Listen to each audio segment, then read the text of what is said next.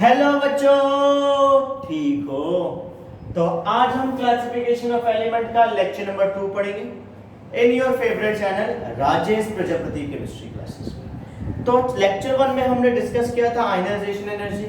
अब हम बात करते हैं इलेक्ट्रॉन एफिनिटी के बारे में।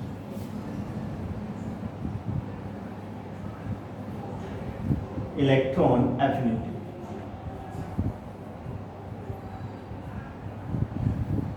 आपसे कहता है when an extra electron is added to the isolated gases atom, then the extra amount of energy is released.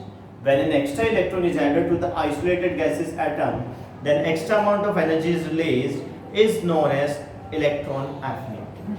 यानी कि किसी एटम के अंदर हम कोई इलेक्ट्रॉन ऐड करते हैं तो जो इसके अंदर एक्सेस अमाउंट ऑफ एनर्जी होती है वो क्या हो जाती है, लिबरेट हो जाती है। उसी को कहते हैं इलेक्ट्रॉन एफिनिटी।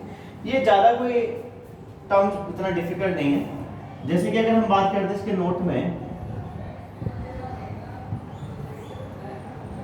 वही बात करेंगे इलेक्ट्रॉन एफिनिटी में। इलेक्ट्रॉन एफिनिटी जो होगी टॉप टू बॉटम, ये डिक्रीज करेगी। टॉप टू बॉटम यानी कि ग्रुप के अंदर बात हो रही है। क्यों डिक्रीज करेगा? मैंने आपसे ऑलरेडी अर्लियर डिस्कस किया था। जिसको आयनाइजेशन एनर्जी आ जाए इलेक्ट्रॉन एफिनिटी में दिक्कत नहीं। तो जैसे जैसे हम ऊपर से नीचे जाएंगे एटॉमिक साइज बढ़ेगा। एटॉमिक साइज बढ़ेगा तो नंबर ऑफ शेल्स बढ़ेंगे। नंबर ऑफ शेल्स बढ़ेंगे तो न्यूक्लियस और लास्ट शेल के बीच का डिस्टेंस क्या हो जाएगा, बढ़ता जाएगा। न्यूक्लियस और लास्ट शेल के बीच का डिस्टेंस बढ़ेगा तो ऑटोमेटिक क्या हो जाएगा, फोर्स ऑफ अट्रैक्शन क्या हो जाएगी, कम हो जाएगी। और फोर्स ऑफ अट्रैक्शन कम हो जाएगी तो इलेक्ट्रॉन एफिनिटी भी क्या हो जाएगी, कम हो जाएगी। बात समझ आई? हाँ यार, क्लियर? ठीक। नेक्स्ट में हम बात करते हैं इसके अंदर लेफ्ट टू राइट में।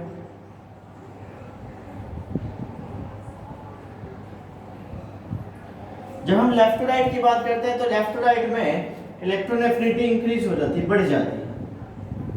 ऐसा क्यों होता है कि जैसे जैसे हम ऊपर से नीचे आ रहे हैं एटॉमिक साइज से बढ़ रहा था, और मैंने आयनाइजेशन एनर्जी बताया था जैसे जैसे हम लेफ्ट टू राइट जा रहे थे तो एटॉमिक साइज क्या हो रहा था, कम हो रहा था। एटॉमिक साइज कम हो रहा था तो डिस्टेंस जो था न्यूक्लियस और लास्ट शेल के बीच की दूरी का क्या हो रहा था, कम होता जा रहा था। डिस्टेंस कम हो जाएगा तो फोर्स ऑफ अट्रैक्शन क्या हो जाएगी, बढ़ जाएगी। फोर्स ऑफ अट्रैक्शन बढ़ जाएगी तो ऑटोमेटिक इलेक्ट्रॉन एफिनिटी क्या हो जाएगी, बढ़ जाएगी। तो इसलिए इंक्रीज होता है। क्लियर बात है? नेक्स्ट हम डिस्कस करते हैं इसके अंदर इलेक्ट्रोनेगेटिविटी।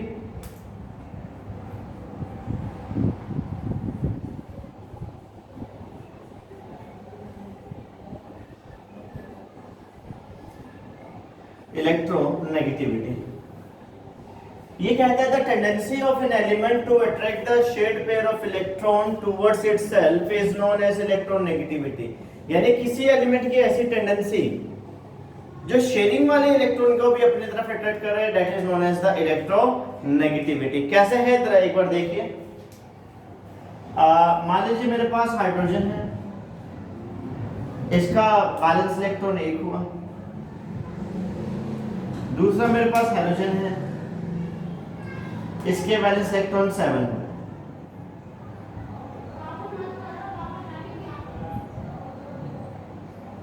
अब क्या था कि हाइड्रोजन क्लोरीन से शेयरिंग करके अपना ड्यूप्लेट बनाएगा। आपने पढ़ा है 10th क्लास में। क्लोरीन हाइड्रोजन से शेयरिंग करके क्या बनाएगा, ऑक्टेट बनाएगा।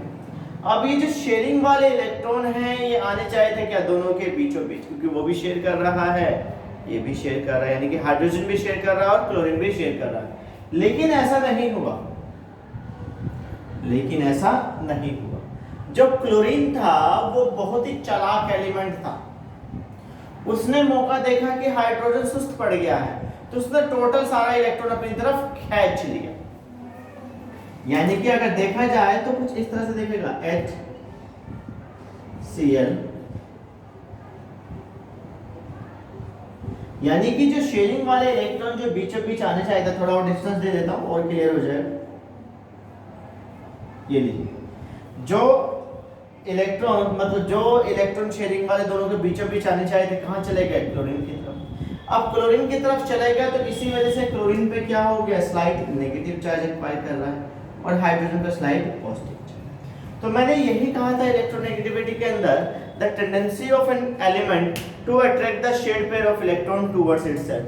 किसी एलिमेंट की ऐसी टेंडेंसी जिससे शेयरिंग वाले इलेक्ट्रॉन को अपनी तरफ खींचे, that is known as the electronegativity. इसके अंदर भी अगर हम बात करते हैं इलेक्ट्रोनेगेटिविटी के नोट के लिए,